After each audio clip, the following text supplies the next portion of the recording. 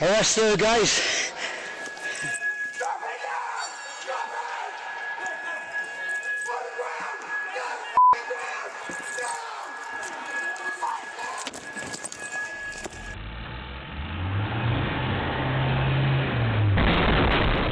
Now this is a victory.